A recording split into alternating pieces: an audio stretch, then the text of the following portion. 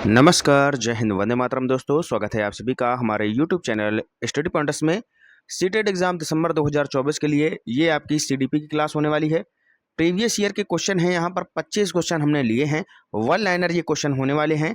तो वीडियो को बहुत ही ध्यान से देखिएगा। चैनल से पहली बार जुड़े हैं तो चैनल को सब्सक्राइब कर लीजिएगा, बेल आइकॉन को प्रेस कर लीजिएगा, जिससे कि आने वाली वीडियो का नोटिफिकेशन आपको समय से मिल सके। तो चलिए शुरू करते हैं आज का इंपॉर्टेंट लेक्चर।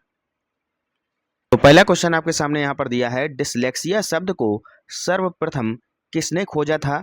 तो ये भैया खोजा था रुडोल्फ बर्लिंग ने। ठीक है, डिसलेक्सिया शब्द अगर आपसे पूछा जाए किसने खोजा था, तो ये खोजा था रुडोल्फ बर्लिंग ने खोजा था।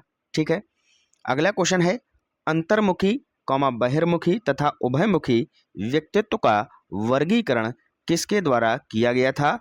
तो ये किया गया था युंग महोदय के द्वारा। ठीक है, अंतर्मुखी, बहिर्मुखी और उभयमुखी व्यक्तित्व का वर्णन किसने किया था? युंग महोदय ने किया था। आगे चलिएगा, नेक्स्ट क्वेश्चन है, उदाहरण निरीक्षण, विश्लेषण और वर्गीकरण, ये जो नियमीकरण है किस विधि के सोपान हैं? तो ये जो है आगमन विधि के सोपान के अंतर्गत आते हैं। ठीक है, कौन कौन से?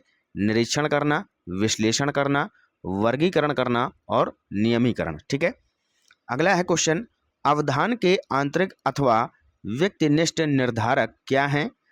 तो ये जो है कौन कौन से हैं? रुचि है, लक्ष्य है और अभिवृद्धि है। ठीक है, कौन कौन से हैं निर्धारण? रुचि, लक्ष्य और अभिवृद्धि। क्लियर है।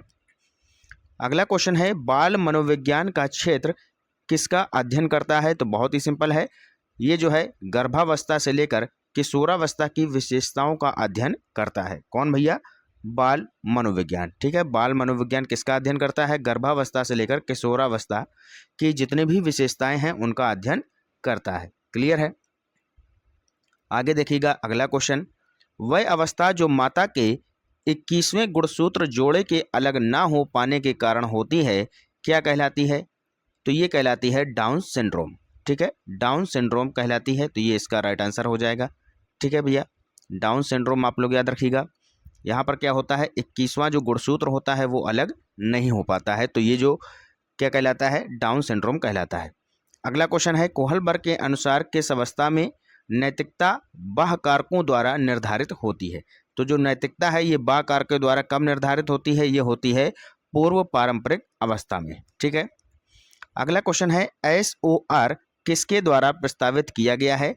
तो ये किया गया है गेस्टाल्टवादी मनोवैज्ञानिक द्वारा। ठीक है, गेस्टाल्टवादी मनोवैज्ञानिक के द्वारा SOR जो है प्रस्तावित किया गया है। अगला क्वेश्चन देखिएगा, वह मापनी जिसमें अंतराल मापनी के समस्त गुण के साथ परम शून्य भी हो, क्या कहलाती है? तो ये कहलाती है भैया अनुपात मापनी। ठीक है, नेक्स्ट क्वेश्चन है, छात्र में रुचि उत्पन्न करने की कला क्या है? तो छात्र में रुचि कब उत्पन्न होती है? जैसे कि कोई छात्र है वो डिमोटिवेट है, अगर हम उसको प्रेरणा देंगे, उसको मोटिवेट करेंगे, तो उसे किसी भी सब्जेक्ट में या किसी भी फील्ड में रुचि मिलती है या रुचि उसके अंदर पैदा होती है। ठीक है, अगला क्वेश्चन है, एक परिस्थिति में अर्जित ज्ञान का दूसरी परिस्थिति में उपयोग क्या कहलाता है? तो ये कहलाता है भैया सीखने में स्थानांतरण। ठीक है, क्या कहलाता है? सीखने में स्थानांतरण कहलाता है। ठीक है, अगला क्वेश्चन है, अनुभव द्वारा व्यवहार में परिवर्तन क्या कहलाता है? तो बिल्कुल सिंपल है, ये कहलाता है आपका सीखना। ठीक है, लर्निंग कहलाता है। नेक्स्ट क्वेश्चन है, विकास की किस अवस्था में बुद्धि का अधिकतम विकास होता है? तो ये आपका होता है किशोरावस्था में। ठीक है, किस में होता है भैया? किशोरावस्था में होता है। अगला क्वेश्चन है, शिशु का अधिकांश व्यवहार किस पर आधारित होता है? तो शिशु का जो अधिकांश व्यवहार है उसकी मूल प्रवृत्ति पर आधारित होता है। नेक्स्ट क्वेश्चन है, अंतर्दृष्टि या इसको हम सूझ बोलते हैं, सूझ द्वारा सीखने के सिद्धांत में कोहलर ने किस पर प्रयोग किया था? तो यहाँ पर अंतर्दृष्टि सूझ का सिद्धांत किसने दिया था? कोहलर महोदय ने दिया था, और इन्होंने जो प्रयोग किया था वो किया था वनमानुषों पर। ठीक है, वनमानुषों पर इन्होंने अपना प्रयोग किया था। ये भी आप लोग यहाँ पर याद रखिएगा, किस पर प्रयोग किया था इन्होंने? वनमानुषों पर प्रयोग किया था। ठीक है, आगे देखिएगा, नेक्स्ट क्वेश्चन, अधिगम में किसने प्रभाव का नियम दिया था? तो अधिगम में जो प्रभाव का नियम दिया था वो दिया था थार्नडाइक महोदय ने। ठीक है, नेक्स्ट क्वेश्चन है, किस विधि का उपयोग स्मृति के मापन के लिए नहीं किया जाता है? तो ये किया जाता है कौन सी विधि में? तार्किक विधि में जो है स्मृति के मापन का प्रयोग नहीं किया जाता है। ठीक है, अगला क्वेश्चन है, प्रासंगिक अंतर्बोध परीक्षण जिसको हम TAT यानी कि टेट बोलते हैं, इसका विकास किसके द्वारा किया गया था? तो ये किया गया था मरे महोदय के द्वारा।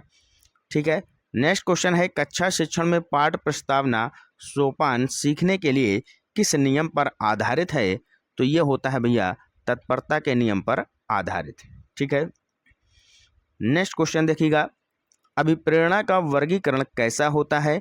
तो अभिप्रेरणा का जो वर्गीकरण होता है वो जन्मजात तथा अर्जित होता है। ठीक है, नेक्स्ट क्वेश्चन है, कौन सा मत अंतर्दृष्टि द्वारा सीखने की व्याख्या करता है? तो ये करता है गेस्टाल्टवाद। ठीक है, क्या करता है भैया? गेस्टाल्टवाद हो जाएगा।